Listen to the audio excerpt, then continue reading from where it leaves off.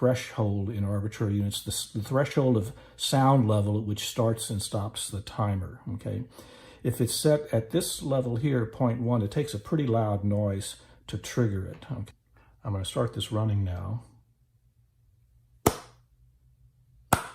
So there it took a hand clap to start it. If I reset it, if I set this to a lower number, 0.01, then it'll trigger on a much lower level signal. So you have to play with that level a little bit depending on how noisy your room is. Otherwise, this thing works very well. You shouldn't have to mess with this minimum delay thing. That's for echo preventions. If you're working in a cavernous area with lots of echoes, you may have to set that. So here's the setup for the free fall experiment using phyphox. Phyphox app, put it somewhere near where you're dropping. Here's a ruler to launch the projectile.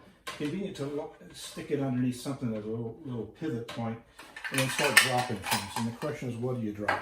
Well, you'd think that ideally you'd want to drop something, a perfect sphere, a ball bearing, okay? That means that the center of mass drops the same distance that the point of contact drops. Well, that might be a good idea, but it's not big enough to make a good noise signature. You might take an almost spherical rock. That's not so good. Turns out the best thing, I think, is a 25-cent piece, 2 bits. It works best.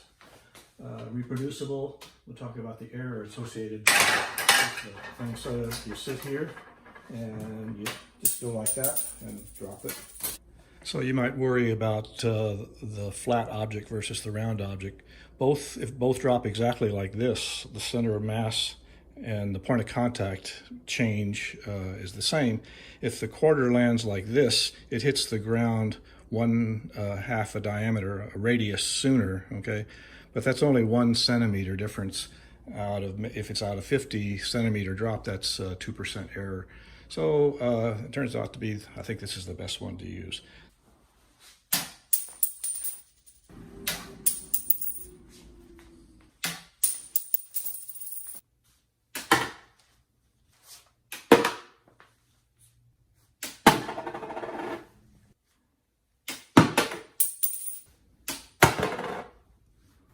Here's what the data looks like. I'll give you this blank table in the handout that you'll be getting along with some words to go with that. Here is the distance S. Here is the time T here, the time for fall. And this curve here is the XL least squares fit to a power law formula that says S equals 4.889 T to the 2.039 power. So we know that S is 1/2 GT squared. So this number here, 4.889, is 1/2 G. So 1/2 G equals 4.889. That says that G is 9.78 meters per second squared. Almost too close to the accepted value, which is 9.81, maybe serendipitous. But this is pretty good reproducible data, not much scattered in the data. If you do it carefully, throw out the really noisy hits where someone screams across the hall maybe at you. So anyway, go out and start measuring some fall times, different distances, and see what you think G should be in Greenville, South Carolina. Have fun.